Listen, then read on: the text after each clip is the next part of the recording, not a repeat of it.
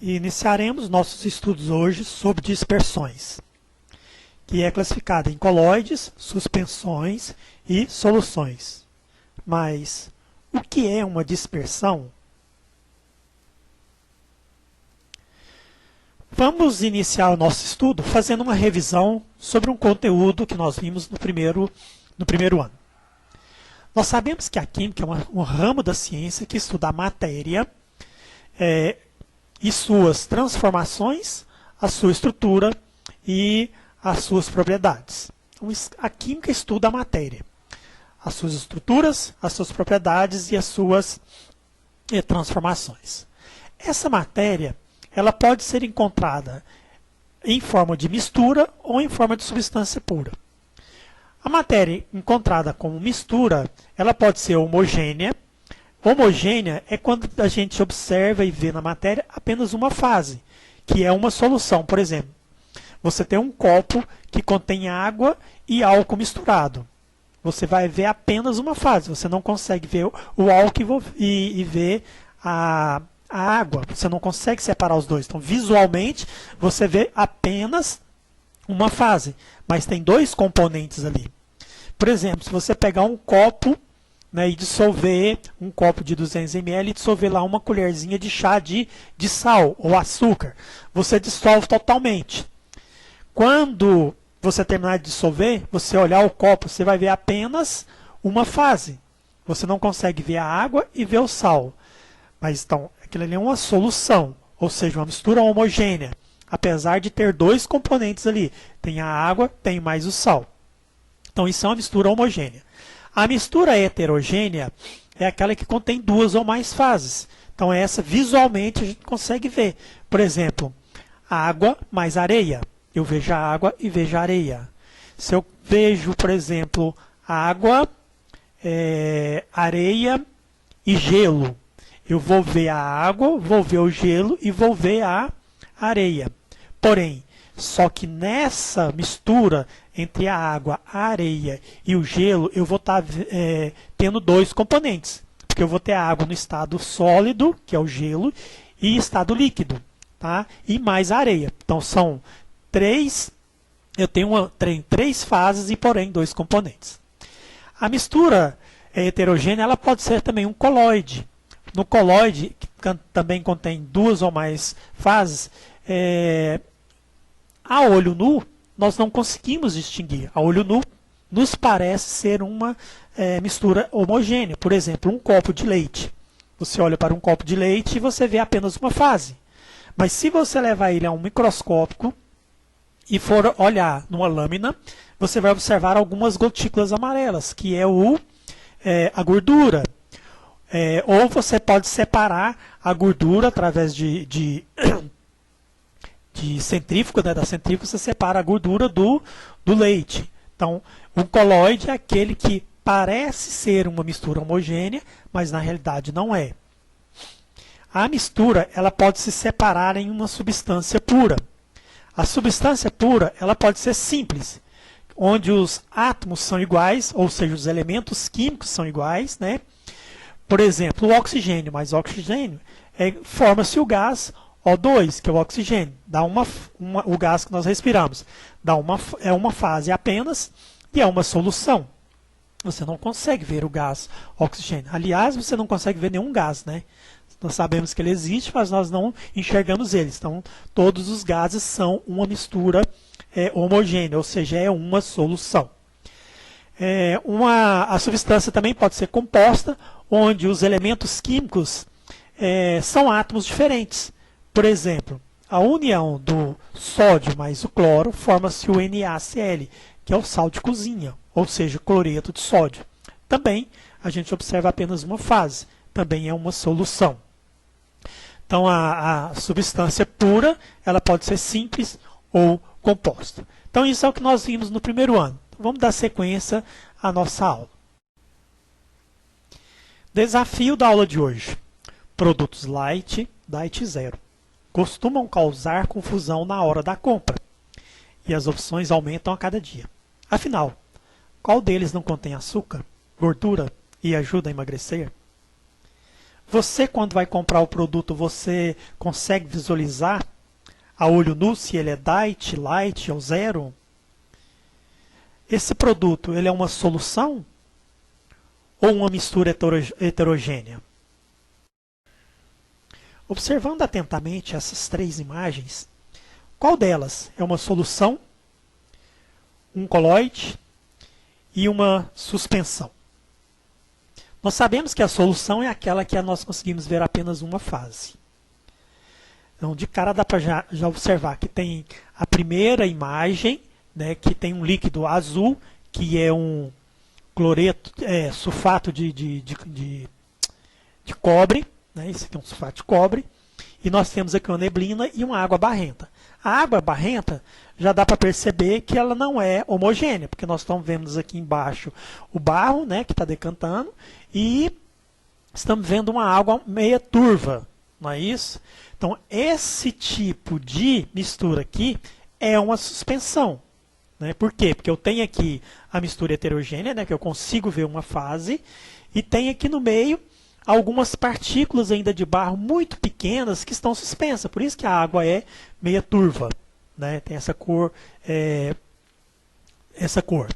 A neblina, aparentemente, ela parece ser uma solução, mas ela é composta por gotículas de água. Se você incidir a luz do carro aqui, onde a luz bater, ela vai refletir as gotículas. Você vai observar e você vai ver as gotas d'água. A primeira solução, que é uma solução de sulfato de cobre, nós estamos vendo apenas uma fase. Então, a solução de sulfato de cobre é uma solução, né, que é uma mistura homogênea. A segunda imagem, que é a da neblina, é um coloide. E a terceira imagem é uma suspensão. Então, o que é uma dispersão? A dispersão é qualquer disseminação, espalhamento de uma substância ao longo de todo o volume de uma outra substância. Então, quando nós observamos a água barrenta, nós vemos lá que no fundo do recipiente, né, do sistema, nós temos lá o barro, aquele que é mais denso, né, ele vai decantando, vai ficando no fundo do recipiente, do sistema, e a água fica turva. Por que a água fica turva? Porque ali ainda existe algumas partículas muito pequenas do barro, né, da terra que está ali espalhada naquela substância, no meio da água ali. Então, a dispersão é isso aí. Quando você mistura uma substância na outra e ela contém partículas que estão suspensas, ou seja, que estão ali misturadas naquele meio. Ok? Então, a dispersão ela é composta pelo disperso, que é o soluto, né, mais o dispersante, que é o solvente. Por exemplo, eu tenho água e sal. Eu vou dissolver o sal na água. O sal é meu soluto, que é o meu disperso, e o dispersante, que é o solvente, é a água. Então, a água é o meu solvente. A água vai dissolver quem? O meu soluto, que é o sal. Então, a dispersão água mais sal, o dispersante é a água e o meu disperso será o sal.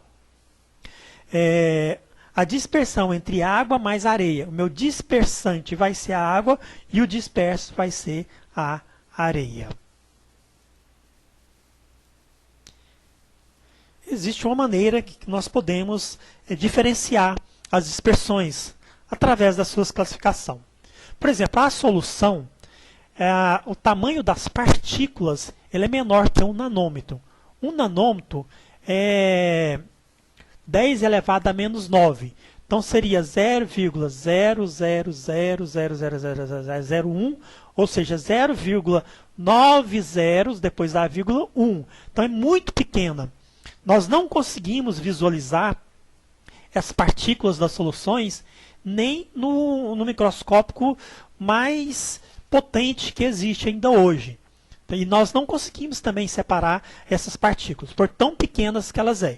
Por isso que, quando você dissolve o sal na água, vamos supor, você tem um copo de 200 ml de água e põe lá uma colherzinha de chá de sal e ele dissolve totalmente, você não consegue ver. Por quê? Porque as partículas de cada grãozinho daquele sal que tem ali, que são as partículas, quando dissolve ela fica menor do que 1 nanômetro. Então nós não conseguimos visualizar. As dispersões coloidais, o tamanho da partícula varia de 1 nanômetro até 1000 nanômetros. A partir desse tamanho, já consegue separar através de filtro ou a gente observar essas partículas por meio de um microscópio óptico. E as suspensões são acima de 1000 nanômetros do tamanho das partículas. Então, essa a olho nu nós conseguimos visualizar. Então, o que é um coloide? Coloides são misturas heterogêneas de pelo menos 2 fases diferentes, com a matéria de uma das fases na forma finamente dividida, que pode ser um sólido, líquido ou gás, denominada fase dispersa, que é o soluto. Geralmente, soluto é aquele que tem em menor quantidade, misturada com a fase contínua, que pode também ser um sólido, líquido ou um gás, denominada meio de dispersão, que é um solvente. Geralmente, é aquele que tem maior quantidade. Então, o coloide ele tem algumas classificações. Ele pode ser um gel, uma emulsão, etc. Por exemplo, a maionese. A maionese ela é classificada como uma emulsão, que é um coloide, um tipo de coloide. Emulsão, o que é? Ela consiste na dispersão de um líquido em outro líquido. A maionese ela é considerada um sistema coloidal porque as gotinhas de óleo se encontram dispersas no vinagre, com o auxílio da gema de ovo. Então, a maionese é um coloide e é classificado como uma emulsão. As partículas coloidais não se sedimentam e não podem ser separadas por filtração simples. Ou seja, um filtro Melita que nós coamos café em casa não vai, no caso, filtrar aí um coloide. Devido ao seu tamanho, que nós sabemos que o tamanho das partículas é entre 1 a 1000 nanômetros. Por esse mesmo motivo, os sistemas coloidais possuem, em alguns casos, a aparência de uma mistura heterogênea. Vamos observar esse copo de leite. A olho nu, quando olhamos o copo, nós vemos apenas uma fase.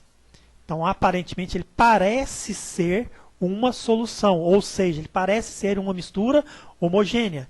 Mas quando você retira uma pequena quantidade, coloca numa lâmina e vai lá no microscópio observar, você vê que existe gotículas amarelas dentro daquele leite, ou seja, a gordura. Então o leite ele é um coloide por esse motivo. Por quê? Porque ele tem um líquido, né, que é a água, né, mais as proteínas e tal, que dá essa coloração branca do leite, e a gordura, que é o óleo, né, que tem ali dentro do leite. A gordura do leite, que nós chamamos aí de nata. Então, o leite é um coloide e é classificado como uma emulsão. Então, emulsão por quê? Porque é um líquido disperso em outro líquido. Bom, como falamos do leite, vamos ver então a química do leite de vaca. A composição do leite. O leite é uma emulsão, ou seja, um coloide classificado como emulsão, de gordura em água. É também uma suspensão coloidal de proteínas. Outros compostos, incluindo lactose e minerais, são completamente dissolvidos na solução. Então, ou seja, a composição química do leite é 87,5% de água, 3,9% de gordura, 3,4% de proteína e 5,2% de lactose e de minerais. As gorduras no leite.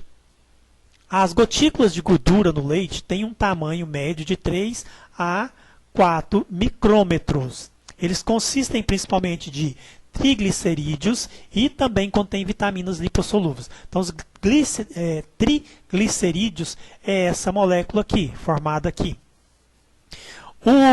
Os R em amarelo, que são alguns radicais, são ácidos graxos.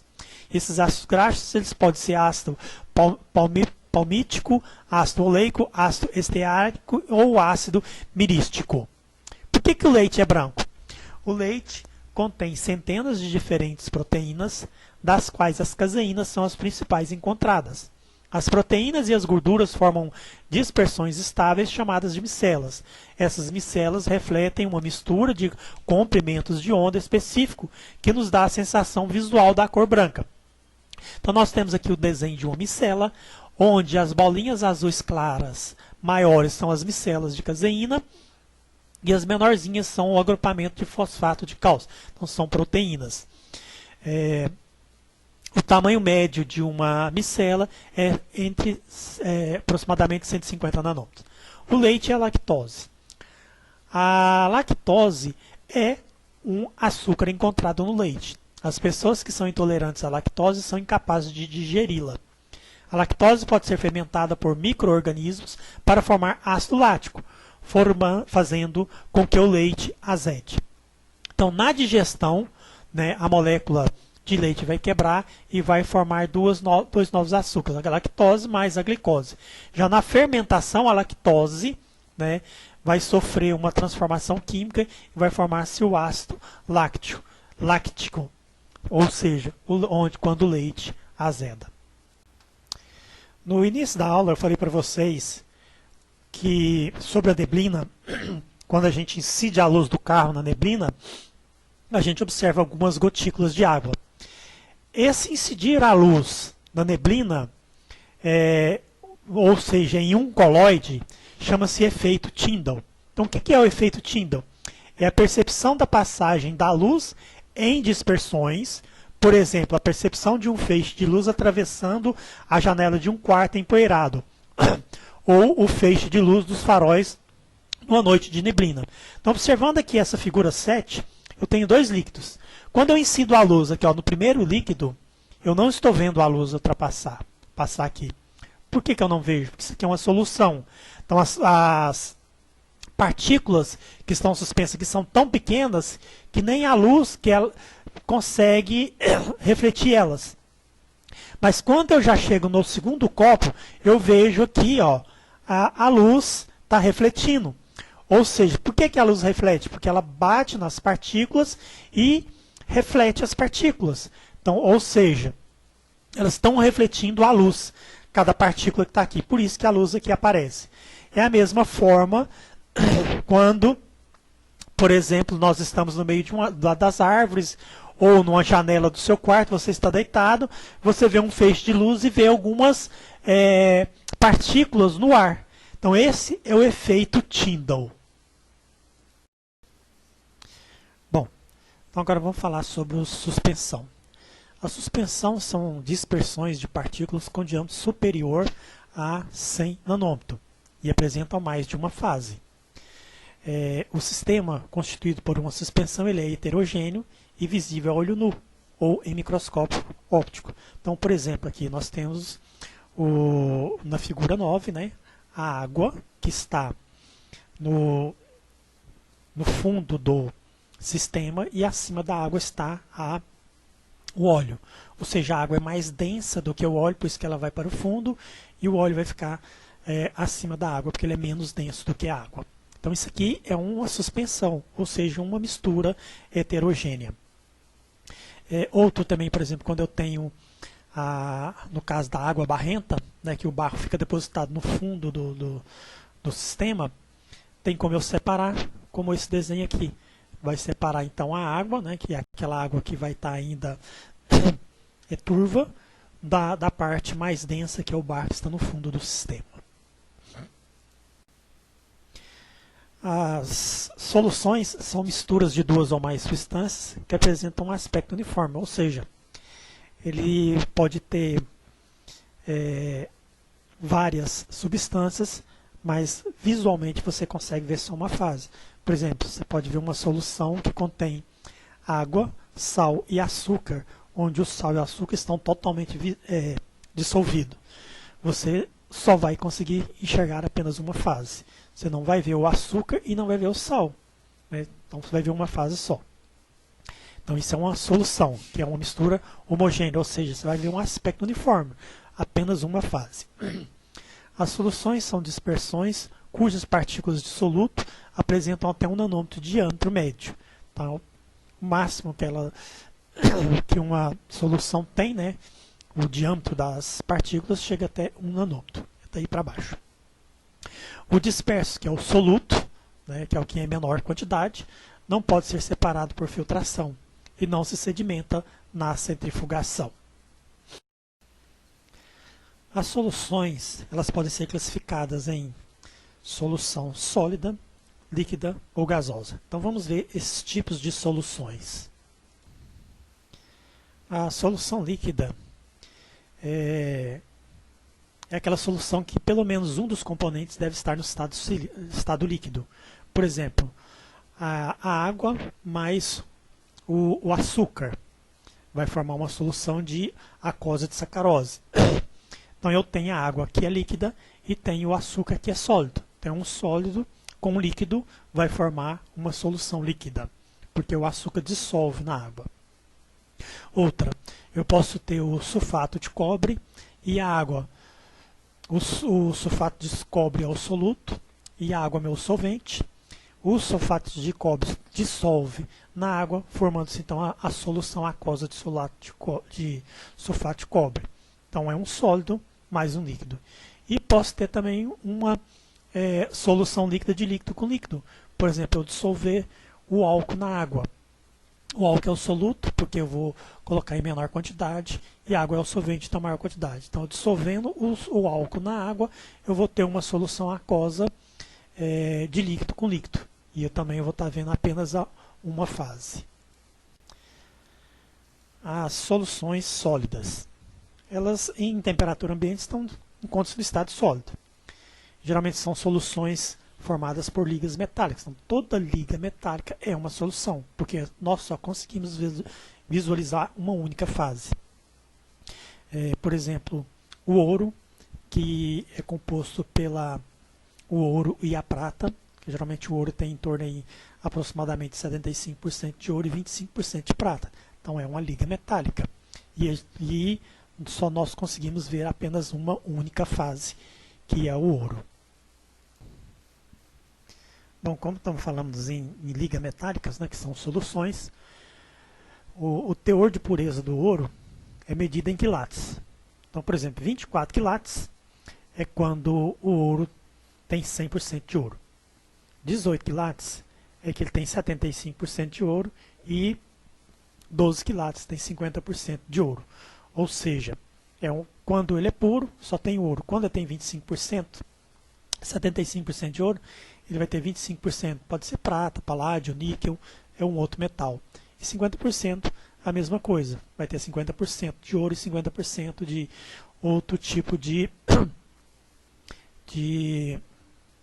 metal, que pode ser a prata, paládio, níquel, cobre, aí depende. As soluções gasosas, os componentes desse tipo de solução encontram-se no estado gasoso. Então, toda mistura de gases é uma solução. Então, por exemplo, o oxigênio, que contém 21% dos gases, né, na atmosfera, ele é composto de 2 átomos de oxigênio, que é oxigênio mais oxigênio, forma-se o gás oxigênio. Então, no tanto, o ar atmosférico ele é composto pelo oxigênio, nitrogênio e gases nobres, gás carbônico, hidrogênio, vapor de água e outros tipos de gases. Mas nós não conseguimos ver no ar atmosférico. Então, toda solução gasosa ela vai apresentar apenas uma fase e ela é homogênea.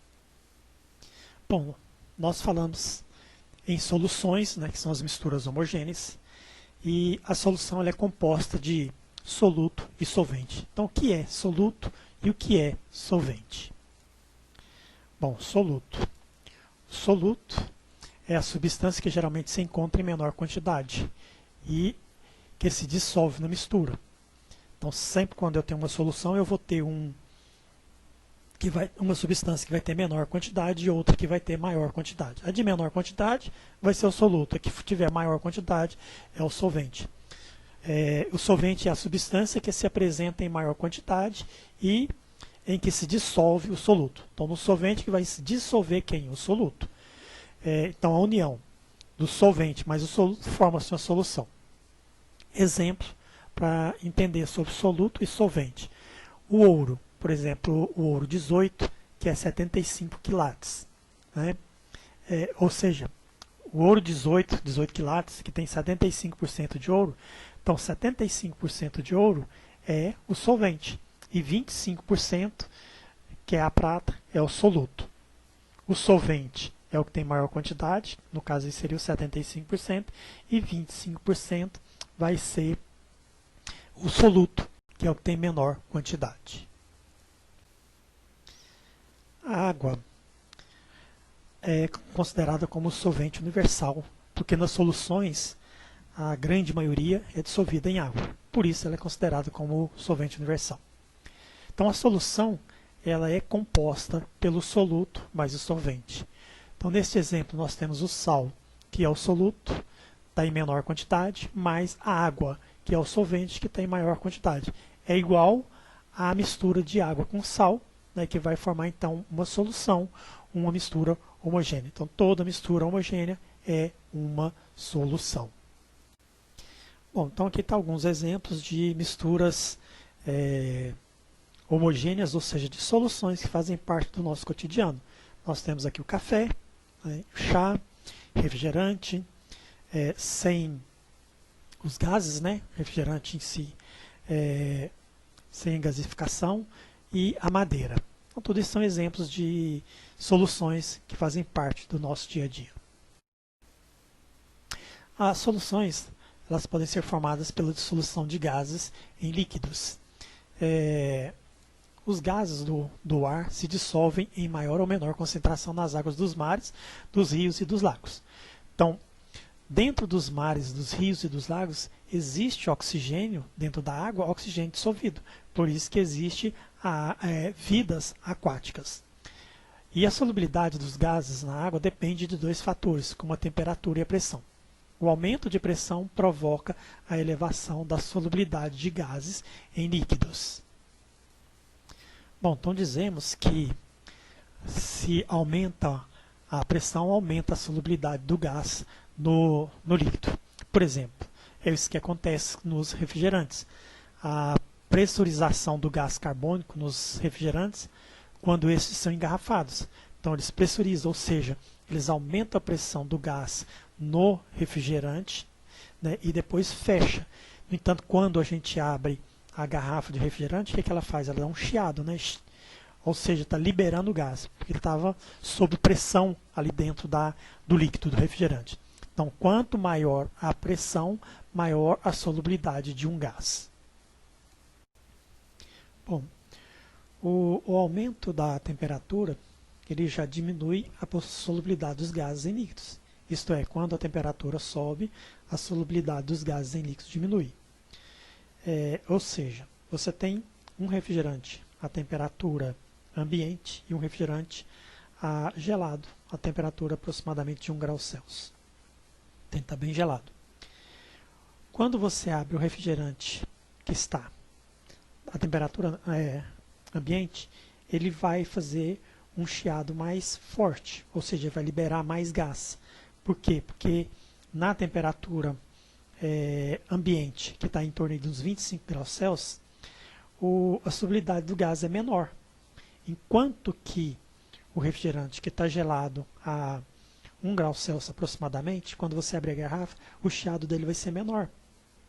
Por quê? Porque ele vai liberar poucos gases. Por quê? Porque na temperatura menor, o gás tem maior solubilidade.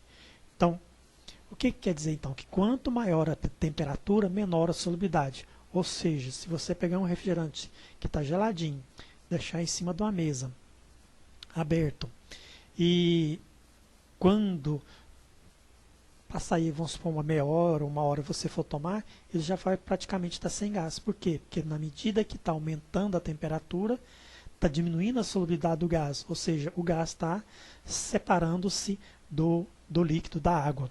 Então, ele está perdendo a sua solubilidade nesse líquido. Então, quanto maior a temperatura, menor a solubilidade de um gás. Bom, e as soluções formadas pela mistura de líquidos? No nosso cotidiano, nós encontramos muitas soluções contendo líquidos dissolvidos em líquidos. Por exemplo, a água dissolvida em álcool. Hoje, por exemplo, está na moda o etanol, né, ou álcool 70%. Ou seja, é o álcool que contém 70% de álcool e 30% de água. Então, essa é uma solução formada por misturas de líquidos. E por último, as soluções formadas pela dissolução de sólidos em líquidos. E no caso, por exemplo, como está no exemplo aqui, o soro fisiológico.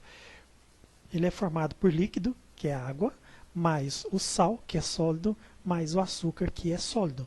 Então são dois sólidos dissolvidos no líquido que forma-se aí o soro fisiológico. A água do mar, por exemplo, filtrada, são exemplos também de sólidos dissolvidos em líquido. A água do mar nós sabemos que ela é salgada. Por quê? Porque ela contém sal dissolvido ou sais dissolvido na água. Então isso aí é um exemplo de uma solução formada pela dissolução de sólidos em líquidos.